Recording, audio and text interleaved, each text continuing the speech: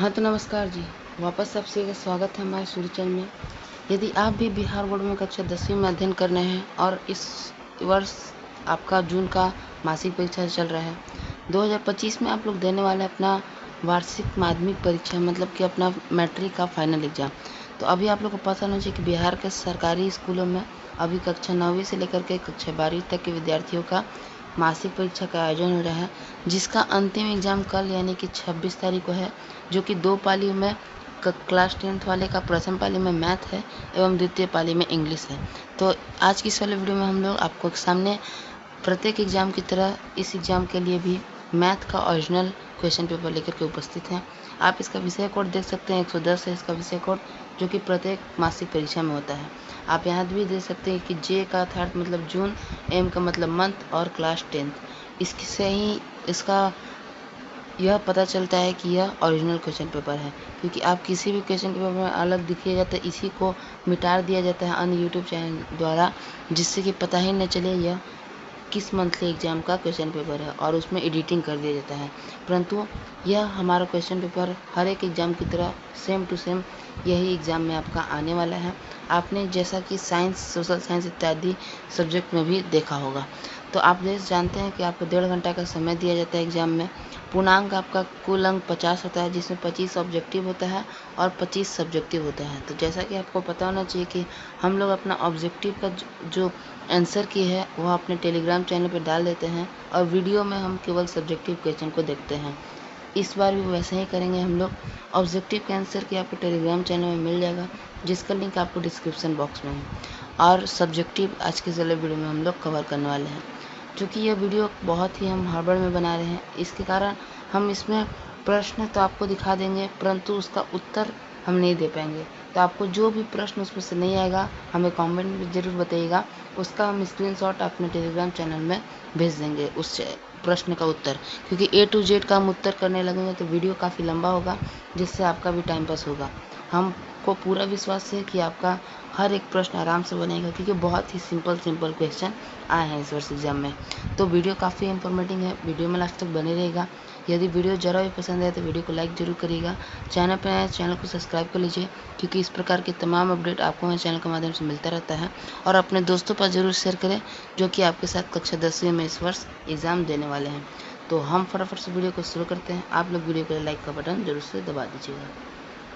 तो देखिए आपका जो यहाँ से खंड व स्टार्ट होता है, जिसमें आपको सबसे पहले पता होना चाहिए लघु उत्तरीय प्रश्न, शॉर्ट आंसर टाइप क्वेश्चन होते हैं, जिसमें छोटे छोटे आपका उत्तर होता है प्रश्नों का। इसमें आपको कुल 1 से 10 तक प्रश्न दिए गए हैं, जिसमें 5 का उत्तर आपको देना है। प्रत्येक के लिए आपको 2 अंक निर्धारण है, मतलब आप लघु उत्तरीय प्रश्न का सबका जवाब देते हैं तो आपको कुल 10 नंबर प्राप्त होते हैं। तो इसमें सबसे पहला प्रश्न है आपका कि बहुपद 2x² - 11x + 15 का शून्य ज्ञात करें। यह आपके चैप्टर 2 का क्वेश्चन है, जो कि काफ़ी सिंपल क्वेश्चन है। इस तरह का क्वेश्चन आपने बहुत ही अपने एग्ज़ाम में अपने बुक में बताया होगा। फिर आपका दूसरा नंबर प्रश्न है कि द्विघात बहुपद ज्ञात करें जिसके शून्य -3 और 5 हो। यह भी आपका चैप्टर 2 का ही प्रश्न है, जो कि उसी प्रश्न की तरह एकदम सिंपल है। इस तरह का प्रश्न हम आपको बना करके भी एक आध दो दिखा देंगे, जिससे कि आपको समझ में आ जाए। तो फिर उसके बाद तीसरा नंबर प्रश्न है कि px = 2x³ - 3x² + 4x + 5 है, तो p का 2 मान निकालें। तो इसमें आपको देखिए करना यह रहता है कि आप देख सकते हैं यहाँ पे आपको दिया है px और यहाँ पे x का मान आपको 2 दे दिया गया है। तो जहाँ जहाँ x दिया जा रहा है वहाँ आपको 2 केवल बैठाते जाना है। इस प्रश्न का उत्तर आपको आसानी से प्राप्त हो जाएगा। जैसे कि आपको एक डेमो के रूप में हम लोग दिखा देते हैं थोड़ा सा। आपका 2x³ है, तो हम लोग को x की जगह पर 2 बिठाना है, तो हम 2 × x की जगह पर 2 बिठा देंगे, 2 का क्यूब। फिर उसके बाद -3 × x का स्क्वायर होगा, मतलब कि 2 का स्क्वायर, और +4 × 2, और अंत में आपका +5 है। इस प्रकार से आप लिख दीजिएगा। इतना आपने लिख देने के बाद अब क्या करना है, आपका 5 प्लस में लिखा जाएगा, जो कि आपका है।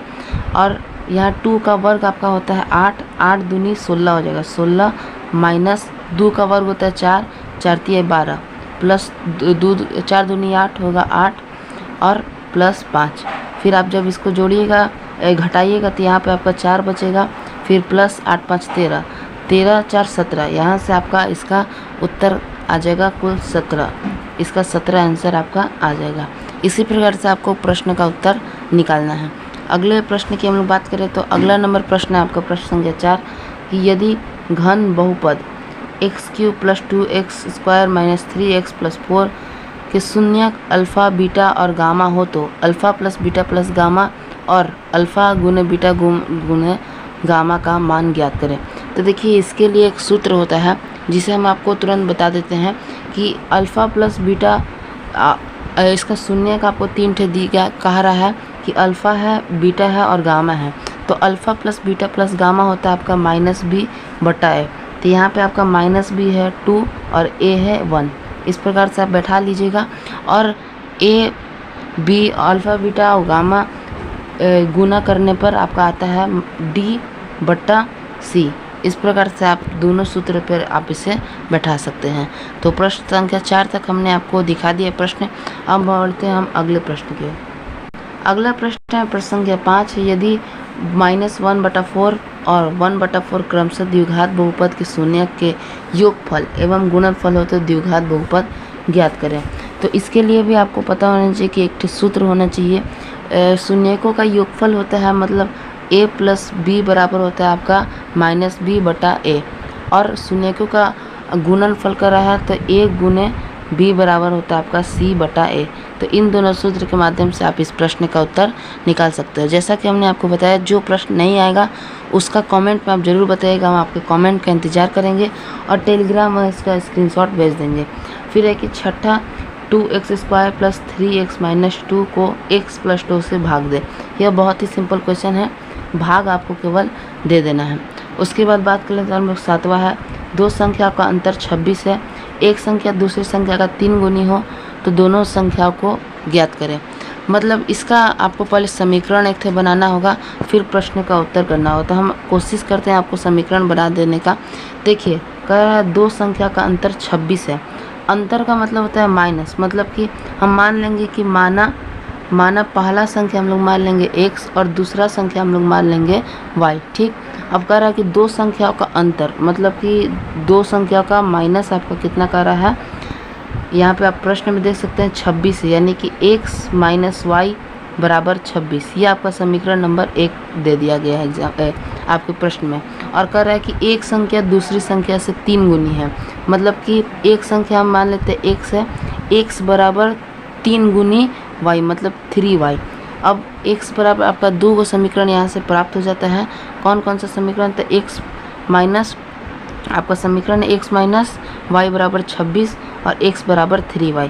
अब इसका उत्तर हम आपको तुरंत बता देते, रुकिए सारे को क्लीन कर लेंगे हम लोग। तो आपका कौन कौन समीकरण अधिक था, x - y = 26 था एक है आपका, और एक था x = 3y। तो यहाँ पे x = 3y जो दिया है इसका मान हम लोग इसमें रख देंगे। तो x की जगह पे 3y लिख देंगे, -y = 26।